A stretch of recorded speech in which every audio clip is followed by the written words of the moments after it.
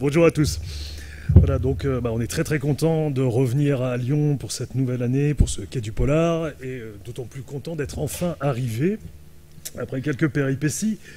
Donc je suis avec Jérôme, avec vous là ce matin pour évoquer ensemble le monde du polar 2017-2018, un monde qui a été extrêmement, pas bouleversé, mais qui est vraiment en cours de bouleversement assez marqué.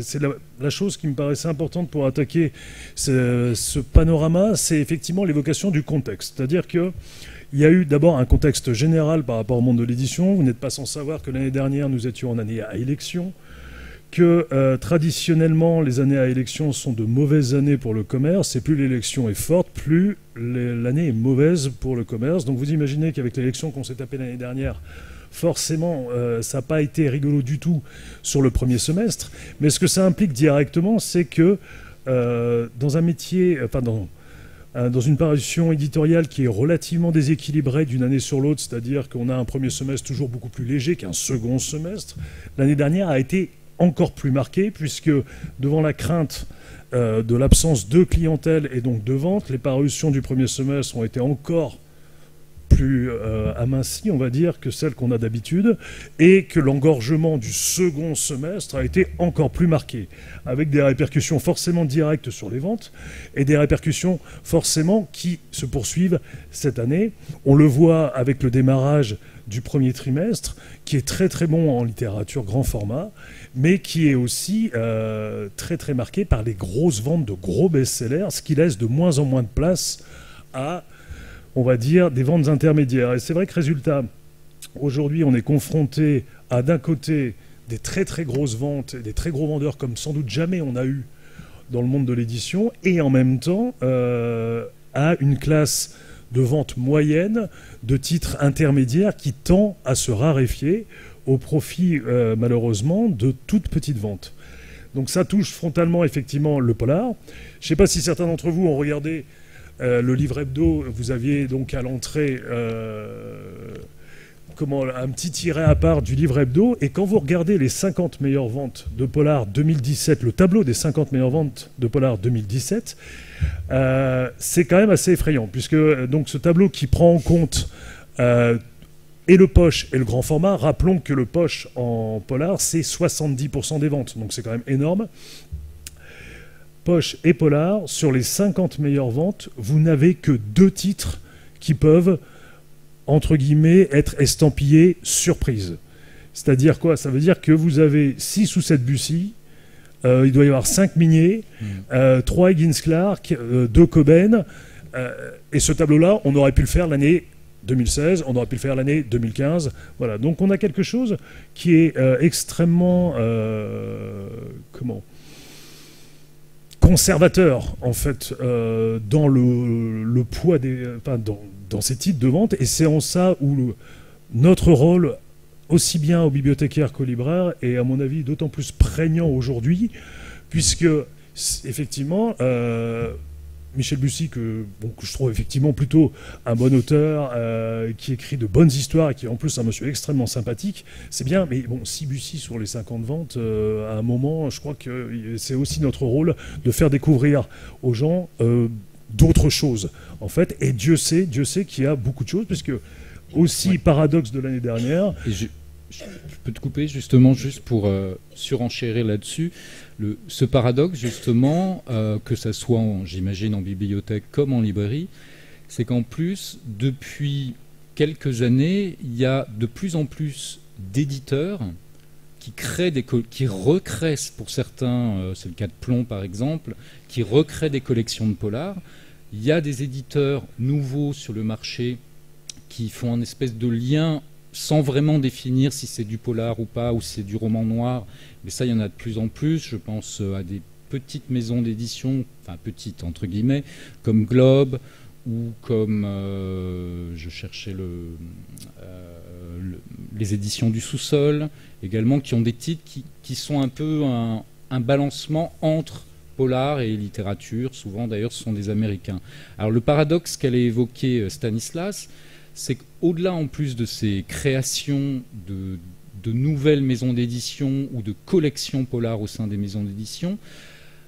Quelque part, l'année dernière, Lyon a été le théâtre aussi d'un chamboulement qui, au niveau éditorial, et c'est assez important, je pense que vous êtes au courant si vous lisez Livre Hebdo, si vous tenez informé, mais c'est des changements en termes des directions des éditions également.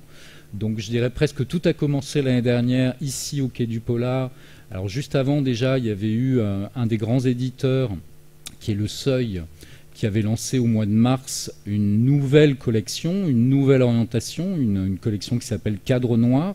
Donc Cadre Noir, c'était un moyen de repromouvoir le polar français et en incluant le polar étranger, des éditions du Seuil avec des auteurs comme Deon Meyer ou Thomas H. Cook par exemple, qui sont étrangers et qui étaient aux éditions du Seuil. Donc il y a eu ça, et puis pendant qu'il y a du polar, il y a eu un premier coup de semonce, puisque le directeur de la série noire, Aurélien Masson, a annoncé qu'il quittait la série noire. C'était l'année dernière, à la fin de Quai du Polar. Donc c'est d'abord resté en interne auprès des éditeurs et puis de quelques libraires.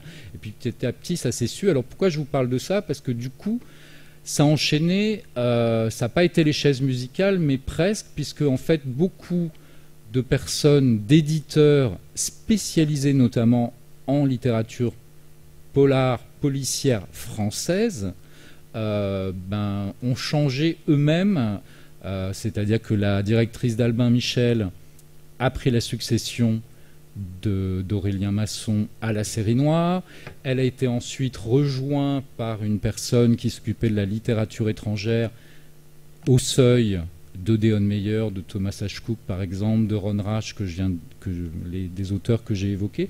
Donc il y a eu tout un chamboulement comme ça, et c'est pas fini, ça continue. Et de mémoire, on en discutait juste en arrivant dans le taxi, de mémoire, je pense que c'est la première fois depuis, du moins dans le monde du polar, qu'il y a un tel bouleversement.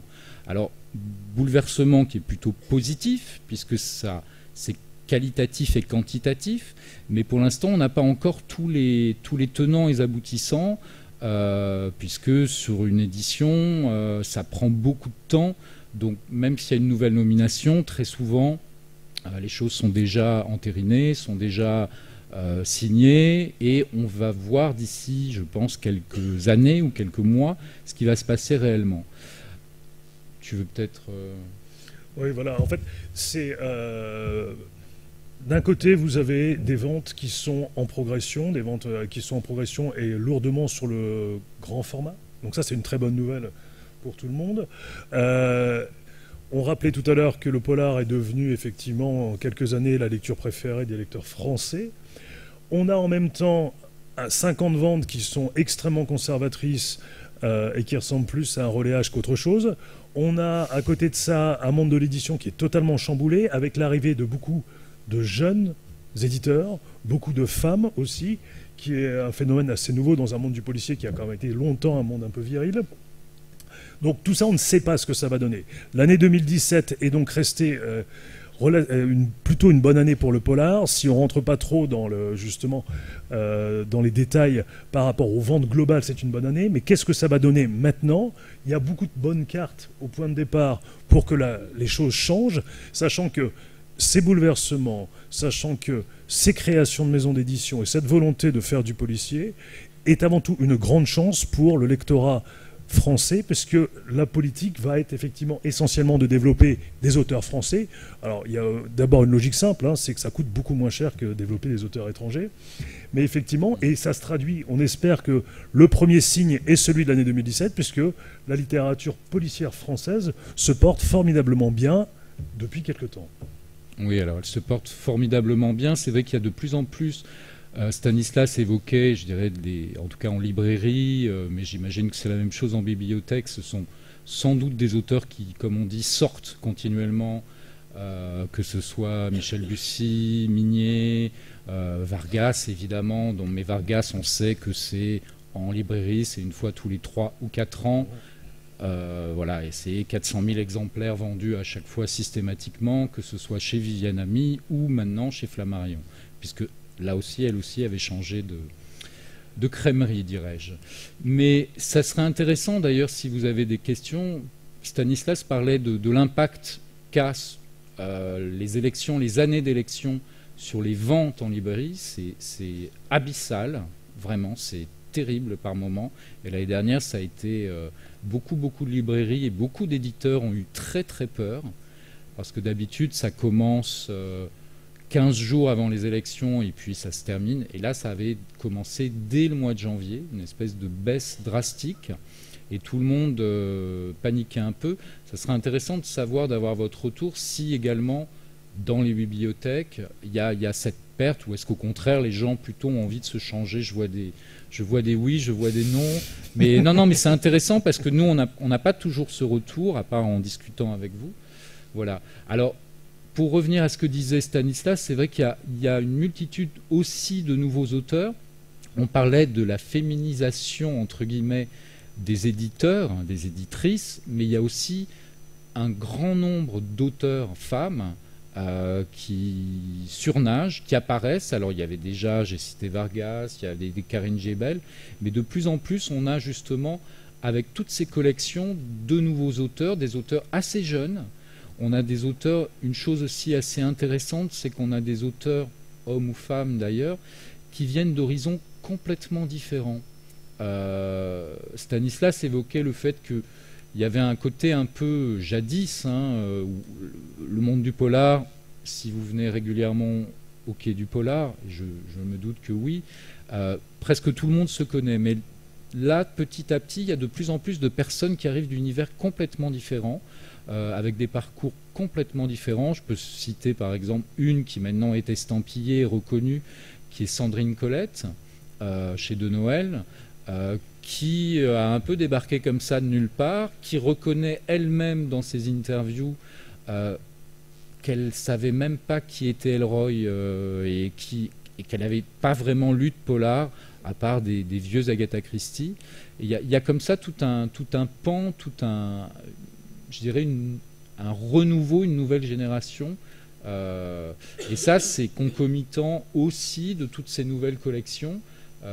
Voilà, je vous cite par exemple Sandrine Colette. Sandrine Colette, alors là c'est un petit peu plus ancien, c'était il y a 5 ans maintenant, son premier roman.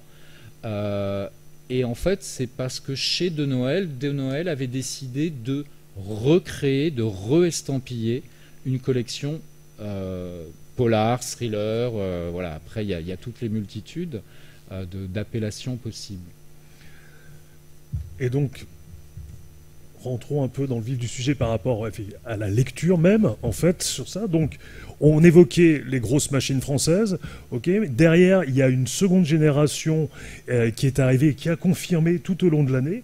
Alors, avec des thématiques en plus, ce qui est assez intéressant par rapport au polar français actuel, c'est qu'il y a beaucoup de thématiques qui sont vraiment françaises. En fait, c'est-à-dire qu'on s'éloigne du polar français qui est obnubilé par le polar américain, les schémas américains, etc.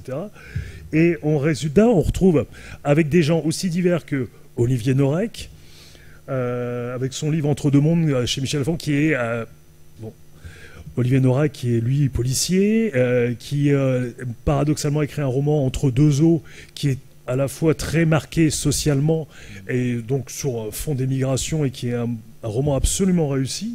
Vous avez le travail donc de Monsieur Slocum qui confirme roman après roman qu'il faut compter sur lui, notamment avec sa dimension historique, puisque si vous n'avez pas eu l'occasion de lire, essayez les affaires Sadowski et la suite qui vient de paraître en grand format, qui nous plonge donc pendant la collaboration en 1942 avec un inspecteur, Léon Sadowski, joyeusement collabo, oui.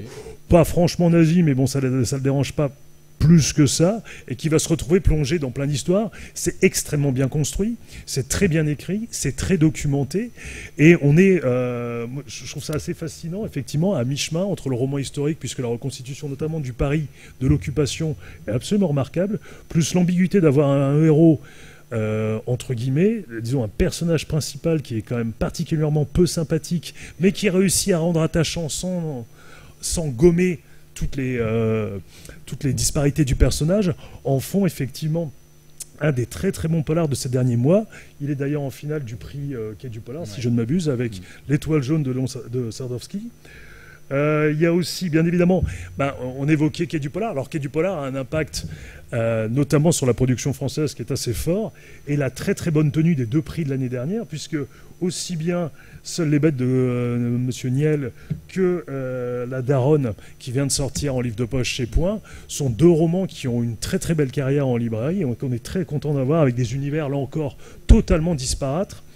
Et bon, il y a la confirmation chez Viviane Ami de Dominique Sylvain avec Les Infidèles, qui est là depuis un certain temps. Il y a Franck Bouys qui évolue à la Manufacture des Livres, toujours à mi-chemin entre le roman noir et le polar, le roman rural. Donc vous avez, il y a quand même quelque chose d'extrêmement solide qui vient derrière nos gros auteurs installés. Et derrière ça, vous avez les bonnes surprises de cette année. Alors, les bonnes surprises de cette année, il y en a effectivement de nombreuses. Alors, moi, je voulais vous parler d'un auteur que je trouve absolument remarquable, qui s'appelle Guy-Philippe Goldstein, qui est donc chez Gallimard, donc dans la série noire, et qui vient de sortir, enfin, qui a sorti en fin d'année dernière, 7 jours avant la nuit, qui est un formidable polar d'espionnage qui va nous emmener. Donc, ça se passe aujourd'hui, et grosso modo, c'est la menace que va poser l'extrême droite indienne en démontrant qu'ils ont la bombe atomique et que grosso modo ils vont la faire sauter quelque part dans le monde. Là, ça va arriver. Alors la force du livre de Goldstein, c'est quoi? C'est d'abord, bon, c'est un excellent polar, comme son titre l'indique, ça va se passer en 7 jours. Le premier jour, il pose l'affaire et après, ça fonce. La deuxième chose, c'est qu'il a cette formidable intelligence de désaxer le problème géopolitique Est-Ouest, voire Nord-Sud, avec l'Inde, en mettant l'Inde en plein milieu, et les rapports extrêmement complexes, avec notamment l'Arabie Saoudite. Résultat, on plonge là-dedans comme on pouvait plonger dans les grands polars de la guerre, les premiers grands polars de la guerre froide, si ce n'est que là-dessus, lui, il rajoute les thématiques contemporaines, notamment l'informatique. Il avait réalisé un premier polar qui était très très bon il y a quelques années de ça, qui s'appelait Babel Minute Zéro, qui est depuis en folio policier et qui était sorti à l'époque, c'était chez Fayard, je crois. C'était chez Fayard, où déjà il avait eu la bonne idée de remplacer les affreux soviétiques par les très méchants chinois et d'y ajouter une grosse dose de terreur informatique. Il confirme là, et pour ceux qui connaissent ce genre de policier, il a une place assez à part sur le panorama d'aujourd'hui, puisqu'il ne fait pas du je suis Pilgrim, c'est-à-dire une chasse à l'homme à mi-James Bond, matinée effectivement de Clancy. Il ne fait pas non plus du Pouctou, c'est-à-dire que moi j'aime beaucoup DOA, mais c'est vrai que bon, il y a un moment, comment je démonte mon M16, machin, et que si je fous des balles, machin, ça va faire boum, et puis ça va faire un clac, machin. Bon, ça peut lasser en fait un certain public. Il met une femme... Surtout quand c'est 2 énormes pavés, voilà, comme Pouctou, 800 pages. 1 et 2. Et donc il a un vrai ton à lui, avec une femme comme héroïne, et son côté cérébral n'empêche pas la dimension du suspense, en fait. Et en plus, ça nous parle du monde d'aujourd'hui comme rarement, c'est-à-dire que vous allez apprendre plein de choses et sur l'Inde, et sur tout ce qui peut effectivement y avoir. C'est absolument passionnant. Il est malheureusement sorti en extrême fin d'année. Oui. Genre fin novembre, donc à un moment où les dés sont joués en fait. Donc on a eu beaucoup de mal à le lancer, mais par contre il se tient très très bien en ce début là par rapport au démarrage de 2018, et je pense qu'il peut avoir une longue carrière comme son poche Babel Minute Zéro. Oui, c'est souvent ça aussi. Il y a des ouvrages justement que nous on a beau essayer de défendre en librairie. Bon, on y arrive, mais il faut du temps, il faut très longtemps. En bibliothèque, ce qui est bien aussi, c'est que justement, cette temporalité, enfin le fait qu'un bouquin sorte fin novembre ou au mois de début décembre, ça peut ne pas avoir d'impact, à part que peut-être vous entendez moins les libraires en parler. Mais alors vous aurez noté, Stanislas aime bien les polars un peu historiques, un peu politiques, un peu qui flirtent avec l'espionnage. C'est aussi une des tendances, je trouve, depuis quelques années. C'est vrai qu'on parlait des gros vendeurs, qui sont plus, on va dire, dans le thriller, un peu plus simpliste. Mais de plus en plus, il y a aussi des auteurs, justement, qui utilisent, mais d'ailleurs, c'est en général un peu les lettres de noblesse du polar. On dit toujours que le polar est... Même à l'étranger, c'est le cas. Quand vous interrogez, justement, moi je me souviens d'une auteure indienne qui était venue au Quai du Polar, qui s'appelle Kishvar Desai, qui écrit des bouquins. Alors c'est de mémoire, je ne l'ai pas noté, ça m'est venu là parce que je vais plus retrouver l'éditeur, mais je vais le retrouver petit à petit. Et elle disait que Kishvar Desai, en fait, pendant des années, donc c'est une militante, une féministe en Inde, et pendant des années, elle essayait pas d'alerter, mais de faire. Elle a été journaliste aussi. Elle essayait de réfléchir sur la problématique, sur les problèmes que pouvaient avoir les femmes en Inde. Et un jour, elle s'est dit, mais peut-être le moyen idéal, c'est de l'amener par le polar. Et le polar, c'est vrai, là, je vous fais presque une lapalissade, mais ça a toujours été depuis quasiment. Alors, je parle vraiment plus du roman noir là. Je ne parle pas de la tasse de thé et du colonel Moutarde avec le chandelier au fond dans la bibliothèque, etc. Même si on peut dénoncer des choses aussi dedans. Mais tout ce qui est roman noir, c'est vrai que les auteurs, quelle que soit leur nationalité, alors là, c'est essentiellement le polar français qu'on évoque, c'est un moyen vraiment d'édition de l'aube. Kishvar Desai. Voilà, c'est revenu, désolé de cette interruption. Mais c'est un moyen de parler aussi de ce qui se passe.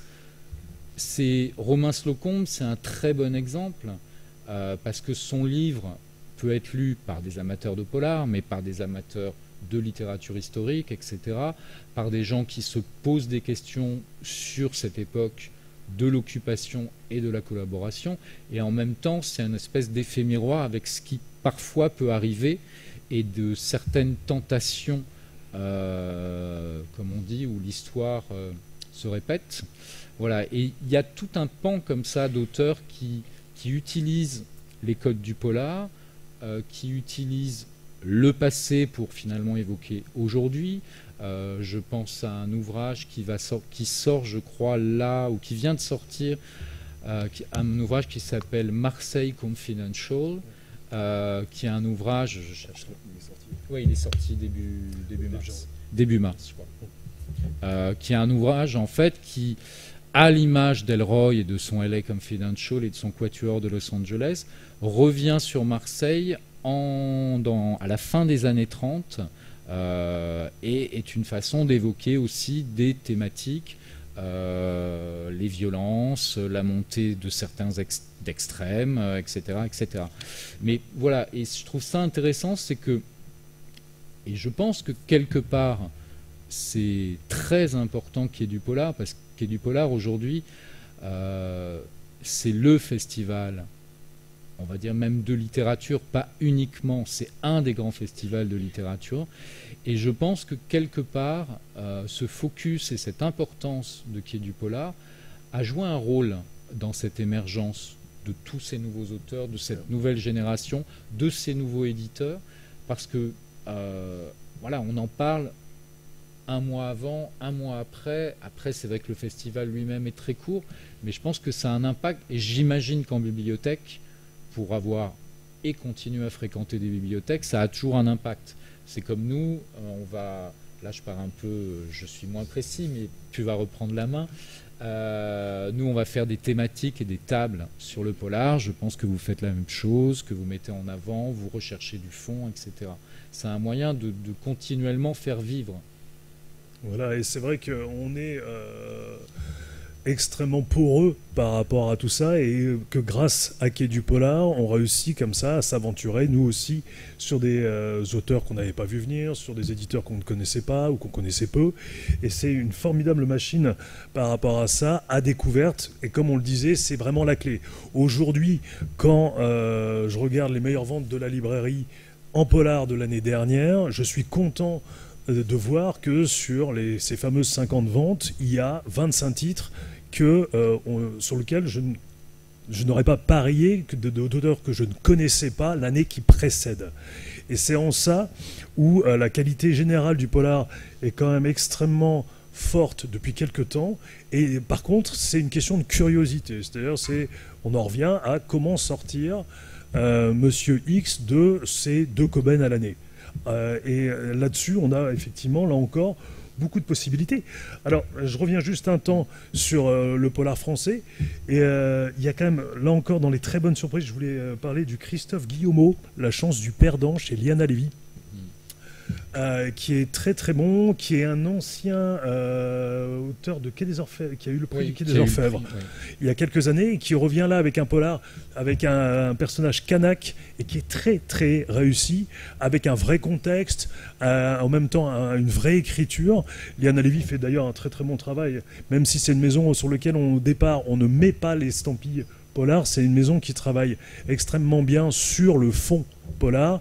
Il y avait Emmanuel Grand il y a quelques temps, qu'ils avaient découvert aussi. On est là-dessus. Il y a aussi, dans les choses très efficaces, et là encore, on est sur un public qui aime les choses plutôt faciles, mais de qualité. Et forcément, il y a eu Le Cri de Nicolas Beuglet chez XO, qui a été un formidable succès de bouche à oreille. On attend son second qui arrive là. Cri, le Beuglet, voilà, qui sort d'ailleurs en poche là incessamment sous peu. Le Patrick Bowen chez Albin Michel était très réussi aussi avec Le Jour du Chien, toujours dans une tranche mi-Coben, mi-Granger, donc le genre de polar qui vous saute à la figure à la première page, que vous lâchez pas. Après, on se posera la question de l'écriture plus tard, mais c'est pas vraiment le propos de départ. Le Tricycle rouge de Vincent Hoy, chez Hugo, qui lui arrive aussi en pocket incessamment sous peu, donc qui sont des très très bonnes surprises, avec beaucoup, on s'amuse beaucoup dans ces univers assez différents. Alors, il y a une chose qui va aussi parallèlement à ça, une des tendances, je ne sais pas là encore par rapport à le rapport que vous pouvez avoir par rapport à ça, mais il y a eu effectivement, on est arrivé aussi peut-être à une certaine limite des grands lancements. Alors quand je parle de grands lancements, je voulais évoquer non pas on va dire les réguliers, Lackberg, Lisa Garner, Coben, etc., qui globalement fonctionnent très très bien, mais ces fameux titres qu'on vous annonce avec pertes et fracas depuis quelques années, on se souvient du triomphe des choses comme Les Apparences, La fille du train, ça. Alors bon, l'année qui est 2017, il n'y a pas eu ça. C'est-à-dire qu'on n'a pas eu un titre qui a cassé la baraque, qui sortait de nulle part, avec 12 pages de chronique américaine derrière qui disaient que c'était un chef-d'œuvre. On en a eu sur la ligne de départ. C'est-à-dire qu'on a eu successivement des choses comme La fille d'avant, chez Mazarine, on a eu Chirovici, Jeune Miroir, il y avait Daniel Coll avec Ragdoll, il y avait, et cette année, on a La femme à la fenêtre, dont tout le monde parle. Alors, on est dans cet éclatement, c'est aussi un des problèmes qu'il y a aujourd'hui par rapport au monde de l'édition du polar, c'est-à-dire la quasi-obligation de parier sur des titres qui sont assez chers à acheter, en ayant souvent à peine le livre, voire pas du tout, et qui sont donc obligés de transmettre en boule de neige en gros lancement pour des ouvrages qui sont d'une qualité pas toujours assez évidente. Et ça a coûté cher à beaucoup de monde l'année dernière. Donc on peut penser aussi que ces fameux gros lancements sont en train de marquer le pas, même si dans la liste que je vous ai donnée, moi j'ai été assez amateur du Jeune Miroir de Chirovici, donc qui était sorti chez... c'est pas Plomb, c'est Les Escales. C'est Les Escales. Aux Escales, qui était un roman tiroir sur fond d'enquête, mais qui était souvent plus proche de choses comme Paul Auster, paradoxalement, que de Elroy, par exemple, mais qui était une histoire assez filou, qu'ils ont survendu comme un polar facile et qui a laissé de marbre pas mal de monde, alors que c'était à mon avis une très bonne chose. Et cette année, Le Femme à la fenêtre, dont on vous bassine depuis quelques semaines, et moi je suis plutôt amateur. En fait, je trouve que dans ce style-là, dans le style des apparences, dans ce style de grand polar psychologisant, avec une héroïne féminine un peu faible, mais pas tant que ça, je trouve qu'il se défend plutôt pas mal et qu'il est plus filou qu'il n'en a l'air au départ. Il démarre petitement, à mon avis assez en dessous des prévisions annoncées, mais bon, peut-être qu'il peut encore tenir sur l'année, en fait. Sur ça. Alors, il y a pas mal de tendances à relever derrière tout ça. Retour du vrai polar de flic. Oui, oui, il y a ça avec du vrai polar de flic. Olivier Norek avait un peu montré la voie. Après, il y a un auteur comme, je crois que tu l'as pas cité, comme Nico Takian, qui pareil est lui aussi un peu sorti de nulle part, qui est quelqu'un qui vient de l'audiovisuel, du cinéma, de la télé, etc. et qui a rencontré, je ne sais pas vous en bibliothèque, mais en tout cas en librairie, a tout de suite. Ça a mis un peu de temps. Là, je crois que c'est son 3e qui sort. 2e Fantasmé, c'est le 2e. Si Fantasmé, le 2e. Et c'est un auteur, voilà, il y a une vraie polar de flic, oui. En même temps, les auteurs aiment bien jouer avec les codes à chaque fois. Donc vrai polar de flic avec Norek, puisque lui-même est policier, mais il y en a eu d'autres par le passé. Il y avait Souvira aussi, qui est toujours... qui est un peu détaché à l'étranger, mais qui est un policier lui-même. Je sais pas, tu songeais à... Voilà, parce que c'est vrai qu'on a eu, là encore, suite au succès des grands polars, on va dire psychologiques, on a eu un relatif assèchement du vrai bon gros polar. Et depuis l'année dernière, on a un retour en force de ce vrai bon gros polar, à l'ancienne, on va dire. Montanari, par exemple, dont le dernier polar au Cherche Midi est très très réussi, qui s'appelle Confession. Vous avez aussi les éditions Sonatine qui ont été elles-mêmes sont un peu l'image de ce qui s'est passé ces derniers temps. C'est-à-dire qu'une maison d'édition qui a cassé la baraque avec une succession de grands polars et des choses assez amples comme Sean Stevens Au-delà du mal. Si vous n'avez pas lu Sean Stevens Au-delà du mal, il faut lire Sean Stevens Au-delà du mal. Chef-d'œuvre absolu. C'est le meilleur roman de serial killer. Alors pas le plus digeste en termes d'atrocité, mais le grand roman de serial killer, c'est meilleur que Le Silence des agneaux, et Dieu sait que j'adore Le Silence des agneaux. C'est Grand Choc, c'est eux qui avaient forcément lancé Ellory.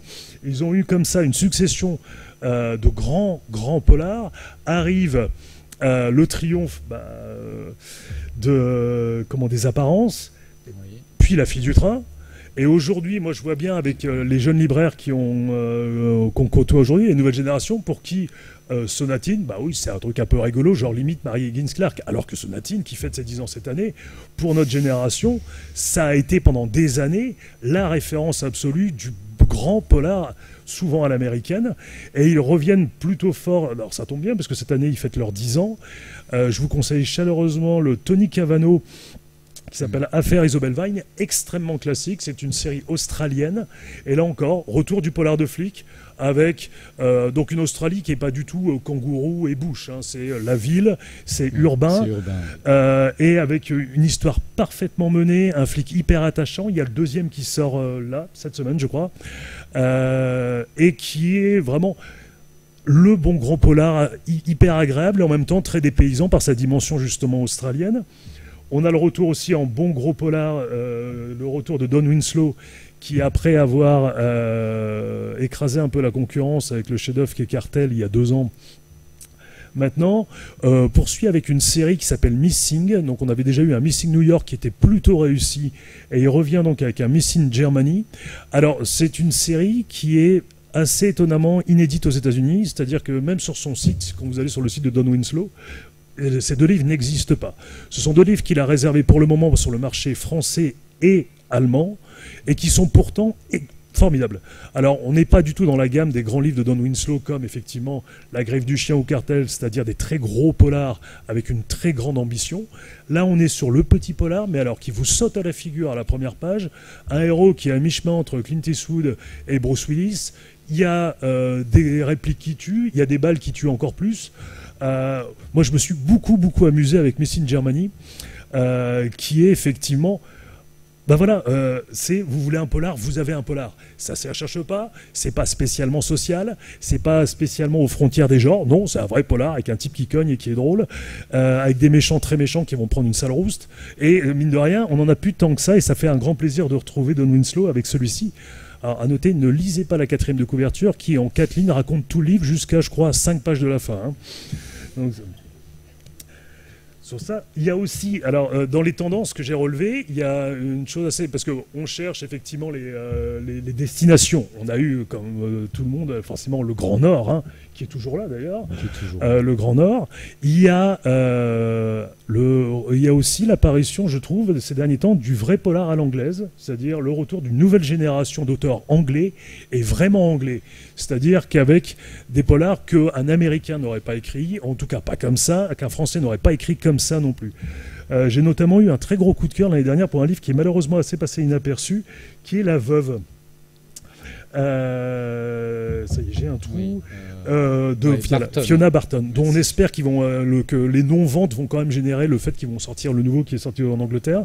Donc La Veuve de Fiona Barton, qui était chez Fleuve, si je ne m'abuse, et qui était absolument remarquable, qui est sorti en janvier, que j'ai vendu à tour de bras dans le magasin, avec que des retours positifs de la part de mes clients, et qui aujourd'hui, 1 an et demi après sa sortie, n'est toujours pas prévu en poche. Et qui visiblement donc n'a pas eu beaucoup de bons retours, et qui vous met en scène une femme dont le mari vient de mourir, ce mari qui avait été accusé de pédophilie. C'est remarquable. C'est absolument remarquable dans la psychologie, dans la manière dont c'est démonté, et cette psychologie, ce personnage extrêmement trouble de femme, sert un livre qui progressivement se resserre sur vous dans une Angleterre, un peu comme chez Harlidge. Oui. Alors justement, en plus je vois l'heure qui tourne aussi. Il y a ça. Non, je ne veux pas t'interrompre. Alors justement, il y a un lien entre. C'est vrai que tous ces polars un peu psychologiques que Stanislas évoquait ont ramené aussi les auteurs vers des histoires plus classiques. Et c'est marrant que tu parles c'est intéressant plutôt que tu parles du polar anglais, parce qu'il y a un des auteurs qui sera là à Quai du Polar. Je fais le lien entre Sonatine et la littérature policière anglaise. Pour moi, un des maîtres absolus depuis des années et des années, c'est Robert Goddard. Alors, qui est étonnamment pas tant estampillé, parce que justement, c'est le principe de Sonatine. Sonatine, si vous les avez vus, il n'y a jamais précisé si c'est un roman, un thriller, un polar, un essai, c'est juste une couve avec le nom et le titre. Et Robert Goddard, en fait, on peut le lire si on aime la littérature anglaise dite classique, on peut le lire si on aime John le Carré, on peut le lire si on aime le polar, et je trouve que c'est un auteur remarquable parce que je ne sais pas comment les choses se comportent en bibliothèque, mais je trouve que c'est un auteur, en tout cas moi c'est comme ça que j'essaye de le qualifier, donc c'est un auteur qui n'insulte pas l'intelligence de son lecteur. C'est-à-dire que quels que soient les romans, à chaque fois, quand vous reprenez l'intrigue, alors son grand succès en librairie, ça a été Heather Malander, a disparu. Voilà, Heather Malander a disparu, qui était un roman. Et en fait, quand vous lisez ou relisez ce roman, vous vous rendez compte que, quand je dis ne pas insulter l'intelligence, c'est que tout est juste. Il ne fait pas sortir du placard un tueur en série, il n'y a pas une pirouette, tout est logique. Et en plus, je trouve que c'est relativement simple en apparence, mais extrêmement travaillé au niveau de ses intrigues. Si vous n'avez pas lu ça, c'est vraiment un auteur, et je pense que c'est... j'y ai pensé parce que Stanislas évoquait Barton et La Veuve, avec le retour de ses lecteurs en librairie. Moi, je me souviens des premiers Godard, et après, les gens deviennent fans, carrément. Et Heather Malander a disparu. Les gens revenaient en me disant, mais c'est incroyable, tout s'imbrique, tout s'enclenche. Et je me souviens d'une lectrice qui m'avait fait cette remarque, qui m'avait dit, mais c'est incroyable parce que même la ligne de dialogue du taxi, à un moment, le personnage prend un taxi à Londres, c'est une ligne de dialogue, et elle me dit, mais c'est incroyable parce que même cette ligne est juste. Voilà. Donc c'est un auteur pour moi qui est assez important. Donc vous avez la chance de pouvoir le rencontrer au Quai du Polar, parce que c'est un auteur qui fait le lien, je dirais, un peu avec tout ce qu'on a évoqué. Alors évidemment, c'est pas du roman noir violent, etc. Mais il fait un lien aussi bien au niveau de l'éditorial qu'au niveau des thématiques abordées, parce que lui aussi fait souvent des retours en arrière. C'est un auteur, Goddard, qui, moi aussi, je vais faire mon petit moment sur cet auteur, qui arrive à allier, qui mélange en fait à chaque fois un peu une histoire familiale ou une histoire personnelle, une histoire qui a trait à l'histoire avec un grand H, et puis cet aspect extrêmement psychologique, mais sans que ça soit surfait. Si vous n'avez lu, et à ma connaissance, je pense qu'il n'y a aucun livre quasiment, il y en a un ou deux plus faibles, mais aucun livre à jeter de cet auteur. Et si j'évoque cet auteur, c'est parce qu'en plus, il a une chouette histoire. Vous allez comprendre où je veux en venir. C'est un auteur, en fait, qui a commencé... La plupart des livres qui sont traduits aujourd'hui, pas tous, sont des livres qu'il a écrits à la fin des années 90, il y a quasiment 20 ans. Et en fait, c'est un auteur, moi, c'est un libraire. À l'époque, il existait encore des libraires en Angleterre. Donc, c'est un libraire anglais qui m'avait raconté cette anecdote. Alors, justement, rappelez-vous la chance qu'il y ait encore des librairies indépendantes en France. Je dis ça parce qu'en Angleterre, il y en a encore quelques-uns qui résistent, mais Amazon les a vraiment bousillés. Et ce libraire me racontait donc l'anecdote de Godard. C'est Godard donc écrivait dans les années 90, mais à ce moment-là, les gens voulaient du Dan Brown. Alors on aime ou on n'aime pas, c'est extrêmement efficace, mais à l'inverse de Godard, si on prend la trame d'un Dan Brown, même s'il y a énormément de rebondissements, etc., ça tient, on va dire, sur un... Je vais essayer d'être correct, mais ça tient sur un timbre-poste. Je parle la ligne de l'histoire. Et Godard, en fait, ne rencontrait pas son public. Donc il écrivait, il publiait, ça marchotait, ça marchait pas. Mais par contre, les libraires adoraient ce qu'il écrivait. Et donc, à un moment donné, il est reparti vers l'enseignement, il a quasiment décidé d'abandonner. Et pendant quelques années, les libraires ont continué à faire, et c'est aussi le travail en bibliothèque qu'on peut faire, on continue à garder les piles des bouquins et continuer à le vendre, faire en sorte que le livre continue d'exister. Et à un moment donné, les mœurs des lecteurs et les envies des lecteurs ont changé. Ils ont eu envie d'histoires un peu mieux construites, plus construites. Et badaboum, ça a recommencé. Aujourd'hui, il a du succès en Angleterre, il a du succès en France. Voilà. Et il illustre d'ailleurs un formidable appel d'air de tous ces livres qui sont à la frontière, en fait. Qui sont à la frontière. Alors, dans les grandes ventes, forcément, on pense, hein, Joël Dicker.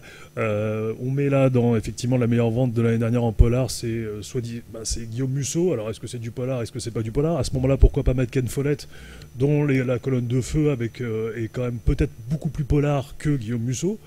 Mais en tout cas, il y a effectivement une porosité qui s'est installée avec des lecteurs qui sont moins cloisonnés par rapport aux grandes collections d'antan. Robert Godard, effectivement, je confirme tout ce que dit Jérôme par rapport à ça. C'est formidable auteur. Vous pouvez tout prendre chez Robert Godard. Il y en a pas, effectivement, il y en a des plus ou moins bons, mais ils sont tous réussis dans leur qualité. Je pense par exemple à un des livres qu'on a énormément vendu l'année dernière à nos lecteurs de romans policiers. C'est le formidable Ian McGuire chez 10-18. Donc 10-18, la collection de poche qui s'est lancée dans la parution d'inédits grand format, et qui a sorti ce livre qui s'appelle Dans les eaux du Grand Nord, et qui se passe au milieu du 19e siècle avec un chirurgien de l'armée des Indes qui fuit on ne sait quoi et qui va prendre part à une chasse à la baleine. Donc on se dit ok, bon, roman d'aventure, et en fait sur le bateau il va y avoir un meurtre. Ça commence tout de suite, c'est brillamment écrit, c'est-à-dire que l'écriture est plus proche de gens comme Cormac McCarthy que effectivement Harlan Coben. Il y a une vraie puissance d'écriture, il y a un vrai sujet, il y a un énorme suspense, et voilà, on touche avec tous ces ouvrages-là. Prenez les auteurs de polar, on parle de Deon Meyer. Deon Meyer, voilà, c'est le grand polar classique, efficace, il a un sens du rythme qui est souvent ébouriffant. Si vous n'avez pas lu des choses comme 13 heures, il faut lire 13 heures. Voilà, ça vous tombe dessus, vous avez envie d'être pote avec l'équipe, enfin bon. Qui l'année dernière revient, la surprise générale, avec un livre qui s'appelle L'année du lion, et qui s'aventure sur le terrain du post-apocalyptique, donc archi casse-gueule, la grande fièvre qui balaye la moitié de l'humanité, etc. Le bouquin est formidable, il est lui aussi à quai du polar, et pareil, c'est un ouvrage qu'on a vendu à un public qui est à la fois amateur de suspense, amateur de grands romans, et qui part là-dessus, et tout ça régénère le public de polar. Moi, je pense que le triomphe de quelqu'un comme Joël Dicker amène plein de monde à lire autre chose, notamment en polar, et c'est ces appels d'air-là qui font aussi, à mon avis, la bonne santé du système actuel, de la production actuelle de romans policiers.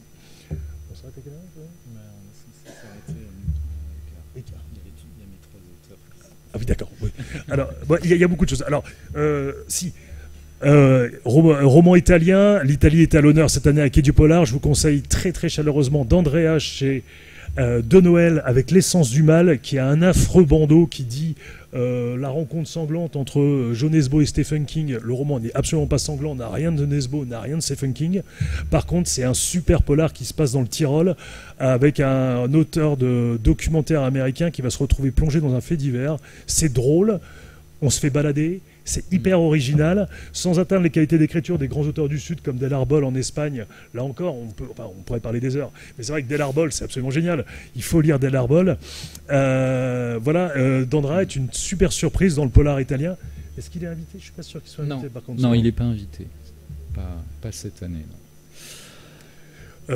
Donc on est très en retard en fait. Oui, alors on a commencé un petit peu en retard, désolé. Et on est très en retard, désolé aux 3 intervenants prochains, parce que j'interviens avec vous, donc c'est pour ça. Désolé. Voilà. Bon, écoutez... Voilà, je ne sais pas si jamais il y avait eu une question, parce que là, on essaye rapidement de vous faire un panel, on vous donne plein de choses, mais voilà, ça aurait été peut-être, si vous aviez, je ne sais pas, un feedback ou pas, je ne sais pas si c'est d'usage ici, c'est... Oui, tout au fond.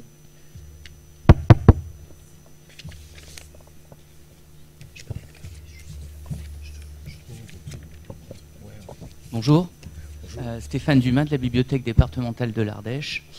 Je voulais revenir sur le roman Slocombe. J'ai eu la chance de faire partie du jury cette année de Quai du Polar. Alors je vais vous spoiler, il l'a pas. Oh. Il l'a pas parce qu'on l'a démonté. Moi, alors, je suis bibliothécaire, je pense qu'il y en a une majorité. Si vous voulez attirer du monde dans vos bibliothèques, si vous voulez les faire découvrir par le polar, on ne commence pas par le roman Slocombe. Je ne comprends pas cette passion que vous avez pour lui. C'est un roman qui, à mes yeux, est très mauvais. Ce n'est pas un polar, c'est pas parce qu'il y a un policier en héros que ça en fait un polar. Autour de la table du jury, personne ne se rappelait ni de l'enquête, ni de qui avait tué qui.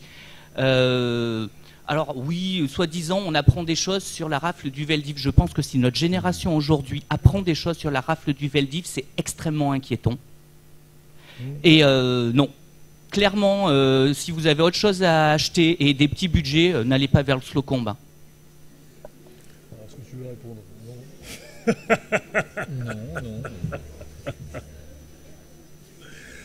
Alors, si vous êtes dans l'intermédiaire à savoir qui a raison, vous pouvez toujours essayer le premier qui vient de sortir en poche, donc 7 € le pari, c'est pas très cher. Voilà. Le premier est bien meilleur. Voilà, j'allais dire le premier est bien meilleur. Le premier est bien meilleur. Le premier est bien meilleur. On est d'accord. Je suis d'accord là-dessus. Voilà. Le second est très mauvais.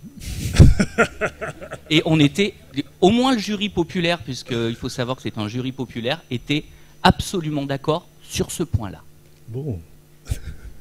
Très bien.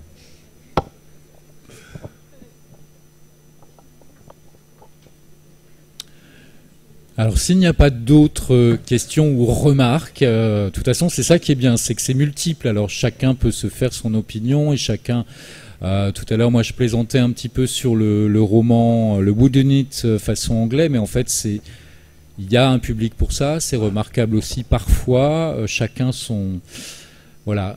Le Slocombe, le premier en poche, honnêtement, est très bien. Bon, le second aussi, mais tout le monde n'est pas d'accord.